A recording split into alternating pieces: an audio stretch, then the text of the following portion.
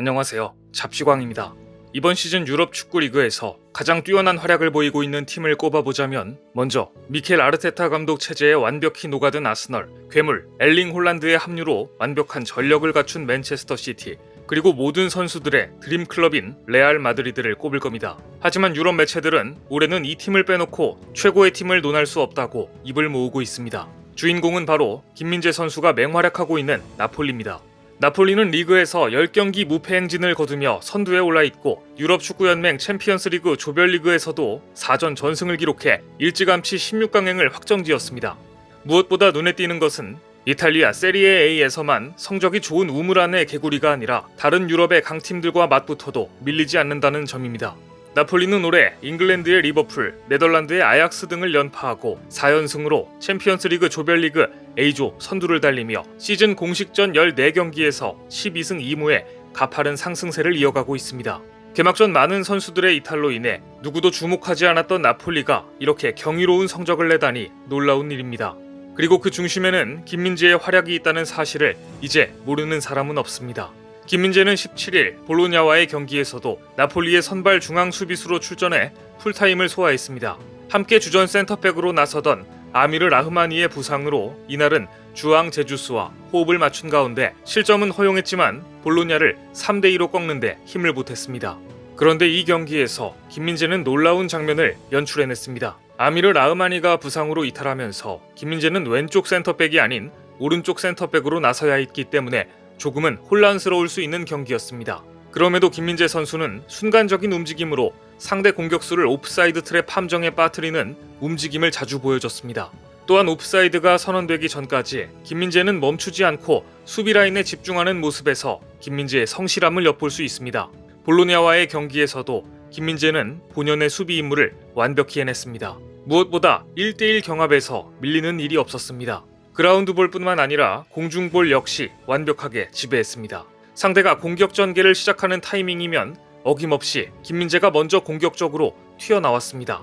결국 나폴리를 상대하는 팀들은 완벽한 패스가 아니면 먼저 튀어나오는 김민재의 수비에 공을 커팅당하는 일이 자주 관찰됩니다. 특히 경합 장면에선 피지컬과 스피드를 모두 갖춘 김민재의 커팅 능력은 감탄사가 절로 튀어나올 정도입니다. 이번 나폴리와 볼로냐의 경기에서 나온 백미는 중계 카메라가 김민재의 빠른 속도를 놓친 장면입니다. 볼로냐가 롱패스를 해서 전진하려는 순간 저 멀리 있던 김민재가 갑자기 달려와 상대방의 공을 빼앗는 장면은 카메라가 미처 잡기 힘들 만큼 빨랐는데요. 김민재에게 공을 빼앗긴 상대 선수는 대체 무슨 일이 벌어진지도 모를 정도로 휘청이는 모습입니다. 중계 카메라가 따라가기 힘든 속도로 빠르게 넘어오는 패스를 김민재는 더 빠르게 달라붙어 커팅에 성공한 것입니다. 김민재는 지금 이탈리아 리그에서 상대 공격수와 스피드 대결에서 한 발 앞서 공을 따내는 방법을 통해 정상급 센터백으로 자리매김했습니다. 볼로냐와의 경기에서 김민재가 기록한 세부 스탯을 보면 얼마나 대단한 활약을 했는지 알 수 있습니다. 패스 68회 시도 60회 성공, 롱패스 6회 시도 2회 성공, 파이널 서드 패스 4회, 태클 2회 시도 1회 성공, 차단 2회, 가로채기 2회, 리커버리 10회, 그라운드 경합 3회 시도 중 2회 성공, 공중볼 경합 4회 시도 중 2회 성공. 이대로라면 이탈리아 리그 베스트에 들기에도 충분한 활약입니다. 김민재의 엄청난 활약에 감동한 나폴리 시민들은 김민재를 위해 한국어까지 들고 나왔습니다. 최근 나폴리의 축구팬들은 한국어로 철기둥이라고 쓴 플래카드를 들고 김민재를 응원하고 있습니다. 팬들이 직접 새로운 한국어 별명 철기둥을 지어준 것인데요. 나폴리 시내에 김민재 벽화가 등장한 데 이어 이제 철기둥 김민재라는 플래카드까지 등장했습니다. 이것은 1986-87 시즌 나폴리의 리그 우승을 이끈 나폴리의 전설 주세페 브루스콜로티와 김민재를 비교한 것으로 브루스콜로티의 선수 시절 별명이 철제기둥이었다고 합니다. 입단한 지 얼마 되지도 않았지만 벌써부터 나폴리 전설만큼의 관심을 받고 있는 것입니다.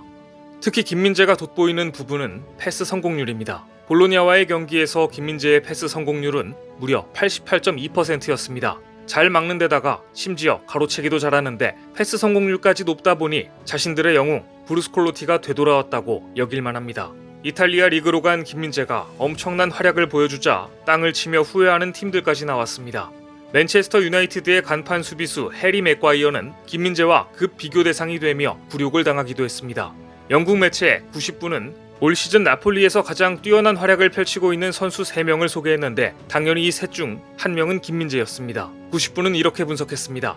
나폴리는 현재 유럽 축구연맹 챔피언스 리그에서 4승으로 A조 1위를 달리고 있다. 상당한 시작이다. 나폴리에는 크비차, 크바라츠엘리아, 지아코모 라스파도리, 그리고 김민재가 있다. 나폴리는 크바라츠엘리아를 1000만 유로도 되지 않는 헐값에 데려왔다. 이적 당시 존재감이 없던 선수였지만 지금은 절대 빼놓을 수 없는 자원이며 조지아 특급으로 불리며 맹활약을 펼치고 있다. 라스파도리는 드리스 메르턴스의 빈자리를 완벽하게 메워주고 있다. 마지막으로 김민재에 대해서는 가장 길게 칭찬을 했습니다. 튀르키의 페네르바체가 김민재를 영입했을 때 모두가 도박으로 여겼을 것이다. 하지만 이제 그렇지 않다. 의심의 여지가 없다. 김민재는 맨체스터 유나이티드의 맥과이어가 꿈으로만 꿀 수 있는 스피드, 영리함, 볼 컨트롤의 능력을 갖췄다. 김민재는 완전체 수비수이며 칼리두 쿨리발리를 완벽하게 대체했다. 이보다 더한 극찬이 있을까 싶을 정도인데요. 여기에서 비교 대상이 된 맥과이어는 레스터 시티를 떠나 맨유로 이적했을 당시 수비수 역대 최고 이적료를 기록하며 맨유 유니폼을 입었던 선수입니다. 맨유는 주장 완장까지 맡기며 기대를 했지만 이제는 이렇게 비교 대상으로 전락해버렸습니다. 맨유로 이적할 때 센터백 역대 최고 이적료를 경신한 맥과이어는 지금까지 저조한 경기력으로 거센 비판과 조롱에 시달리고 있는데 워낙 비싼 몸값을 지불하고 데려왔기 때문에 비판의 강도 역시 강합니다. 축구 통계 매체 트랜스퍼 마크트에 따르면 맥과이어의 이적료는 8,700만 유로, 약 1,216억 원이었습니다. 김민재보다 거의 5배 이상 비쌌던 것입니다. 올 시즌 이적 승자는 거액을 들이고도 효과를 못 본 맨유가 아니라 김민재를 데려온 나폴리가 됐습니다.